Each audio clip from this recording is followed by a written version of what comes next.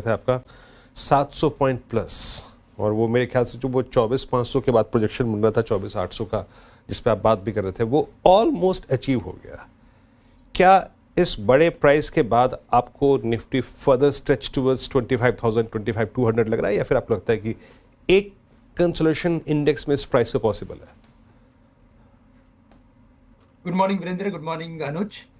नहीं, बिल्कुल लगता है मुझे कि हम 25,000 तक तो बिल्कुल जाएंगे, क्योंकि 24,500 और 24,000 के रेंज में जो मार्केट ने वक्त निकाला था और जो रेजिलियंट एक्टिविटी हमने देखी थी, यानी इतने बड़े न्यूज़ फ्लो के बाद भी आपने देखा होगा कि फ्राइडे के दिन मार्केट ने 24,900 950 के लेवल्स को काफ़ी कॉन्फिडेंटली चेस किया, और हमारी जो क्लोजिंग थी वो 24,000 के ऊपर की थी।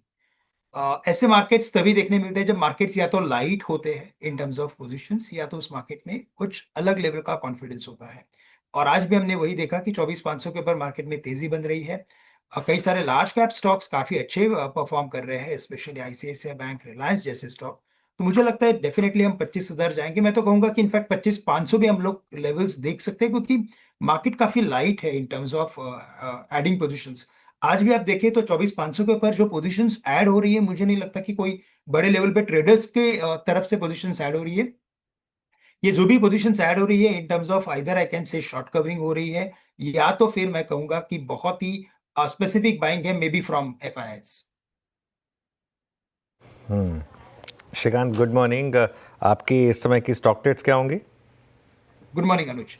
तो जैसे कि लग रहा है कि इंडेक्स ही 25,000 या 25,200, जैसे अभी आपने वीरेंद्र ने भी कहा, मुझे भी लगता है कि अगर ऐसे लेवल्स अगर दिखते हैं काफी क्लियरली ऑन टेक्निकल्स, तो इन लेवल्स पे या तो इधर से कोई भी करेक्शन अगर आता है, बिकॉज थोड़ी सी वॉलेटिलिटी तो मार्केट में बनी रहेगी।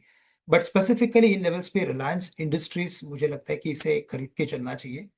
यहाँ से हमें लगता है कि 1425 में जो ये जो स्टॉक ट्रेड कर रहा है, ये 1480 से लेकर 1500 तक के लेवल्स दिखा सकता है। तो काफी अच्छा एक रिलेटिव परफॉर्मेंस हमें और रिलायंस इंडस्ट्रीज से देखने मिल सकता है।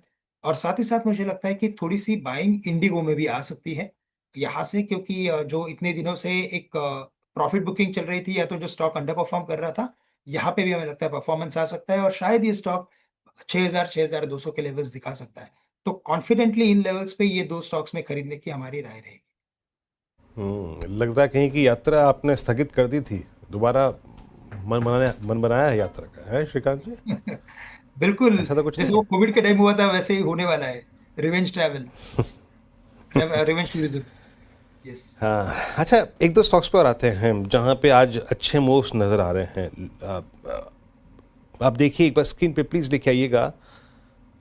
आप I X move strong 165 day high पर आके ट्रेड करता हुआ जो लोअर ट्रिजेक्टरी से बाहर निकले, आर ई सी को लेके आइए आप। फिर आप लेके आइए प्लीज़ एक बार एंजल वन लोअर ट्रिजेक्टरी से बाहर निकलता हुआ। मैं कुछ इस तरीके के स्टॉक्स पूछना चाह रहा था आपसे श्रीकांत, जहाँ पे शॉर्ट कवरिंग ड्यू है, जहाँ पे शॉर्ट कवरिंग पॉसिबली अप्रैल के सेकेंड हाफ में आती, लेकिन वो आ नहीं पाई जिस प्रकार से बाजार प्रेशर में रहा। कुछ अच्छे पॉसिबल शॉर्ट कवरिंग कैंडिडेट्स वो कौन से हैं?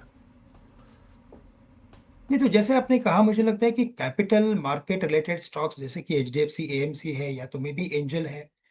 इनफैक्ट वीरेंद्र, हमने इस बार पावर स्टॉक्स में काफी अच्छा मोमेंटम देखा था। और टाटा पावर अगर आप देखें तो टाटा पावर मल्टीपल टाइम्स 370 होता है, मल्टीपल टाइम्स 400 हो जाता है। ऐसे फॉर्मेशंस क्लियरली इंडिकेट करते हैं कि इवेंचुअली ये स्टॉक्स और भी हायर लेवल्स पे जा सकते हैं। साथ ही साथ अगर आप इंडेक्स के ओवरऑल वैल्यूएशंस को देखें, तो अभी भी हम लोग रोलिंग फॉरवर्ड ईपी मल्टीपल्स के बेसिस पे देखें तो हम 1 डिविएशन प्लस चल रहे हैं। दैट मीन्स कि मिड कैप स्टॉक्स में और भी अट्रैक्शन आएगा, मे बी और भी पार्टिसिपेशन आएगा इन लेवल से। और हम इन्हीं स्टॉक्स में कुछ तेजी के मौके सर्च भी कर सकते हैं for next let's say few weeks और फ्यू मंथ्स। सो थोड़ा सा पोजिशनल व्यू लेना है तो इन स्टॉक्स में लेना चाहिए। और आईईएक्स, जैसे आपने कहा, मुझे लगता है ये भी स्टॉक एक कप विथ हैंडल जैसा फॉर्मेशन बना रहा है। अभी तक ब्रेकआउट हुआ नहीं है, लेकिन इसे वैलिडेट करने के लिए भी ये स्टॉक यहाँ से अगर रैली करता है, तो हमें लगता है कि कम से कम हम वापस से 250 तक के लेवल्स देख सकते हैं। तो करंट लेवल से आईएक्स डेफिनेटली अच्छा लगता है। पीएफसी मुझे ज्यादा अच्छा लगता है as compare to REC. Most of the time इसमें परफॉर्मेंस ज्यादा अच्छा देखने मिलता है। और पीएफसी में भी मुझे लगता है कि ग्रेजुअली ये स्टॉक 410 420 के करीब जा सकता है। लेकिन स्पेसिफिकली मुझे लगता है कि इन लेवल्स पे अगर ध्यान रखना है, तो आप एचडीएफसी एएमसी, सीडीएसएल, कैम्स या एंजल वन ऐसे स्टॉक्स पे फोकस करना चाहिए, क्योंकि इनमें बीटा हाई है और वैल्यूएशन टर्म्स में भी अगर आप देखें तो काफी अच्छा परफॉर्मेंस हमें आने वाले दिनों में एक्सपेक्टेड है। ओके, चलिए ये